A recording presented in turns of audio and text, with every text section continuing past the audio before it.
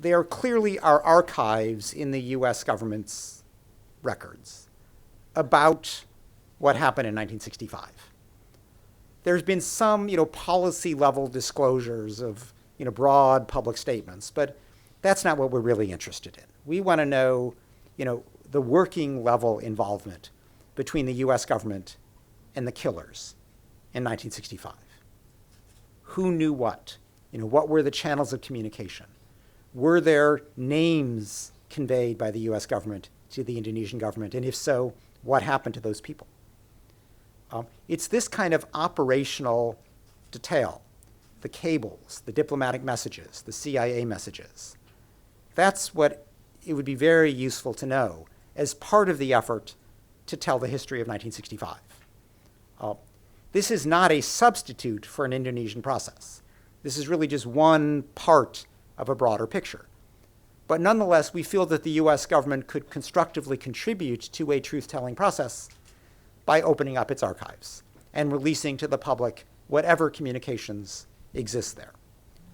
Now, this is something that the US government has done in other cases, so far always in Latin America. President Obama himself has opened up the archives with respect to the so-called dirty wars that took place in Brazil and Argentina.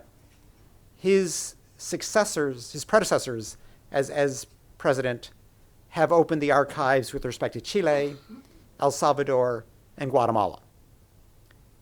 These have been very useful contributions to truth-telling processes in those countries. Now, what seems to be a kind of a practical or a political prerequisite to the US doing this, to the president being able to overcome the expectable bureaucratic resistance, particularly in the CIA, to opening up the archives, is that there needs to be a formal request from the government in question and a meaningful truth-telling process.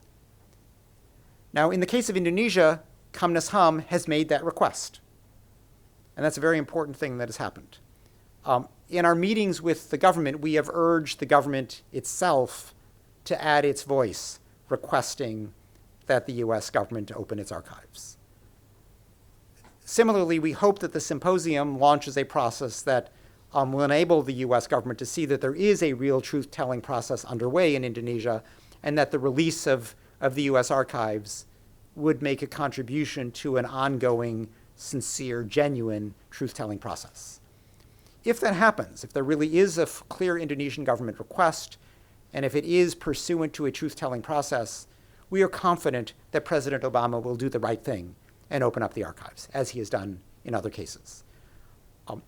We realize that there is resistance, and that the Army, the NU, are not eager for a truth-telling process to go forward. And frankly, this is where Indonesian civil society has a role to play. The more the press clamors for a truth-telling process, the more civil society joins in, the more that President Jokowi is going to have the political backing needed to overcome this resistance and to move forward, both in telling the truth here in Indonesia and also requesting the assistance of the US government and others to open up their archives and to contribute their part of the historical record.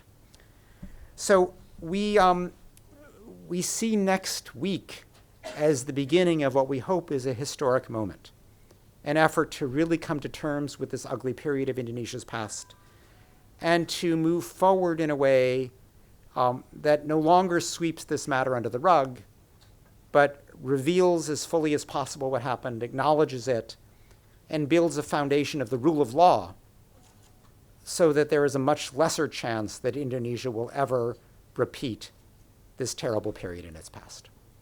Thank you very much, and I turn it over to my colleague. Now, I should stress that even though I speak here as the representative of an international human rights organization, this is not an international or a foreign demand. This is an Indonesian demand. I have heard in the course of my visit, and my colleague Andreas has heard through many, many years of work here, that the deep desire to address these horrendous crimes is felt passionately and urgently by many Indonesians. Obviously by the survivors, obviously by the families, but also by many ordinary Indonesians who may not have been personally touched by the killings, but who nonetheless want to build a society founded on the truthful acknowledgement of the past and a determination on the basis of knowledge, not forgetting, that we are going to move forward and never repeat that kind of lawlessness. This is a deeply indigenous, a deeply national demand. This has nothing to do with foreign desires.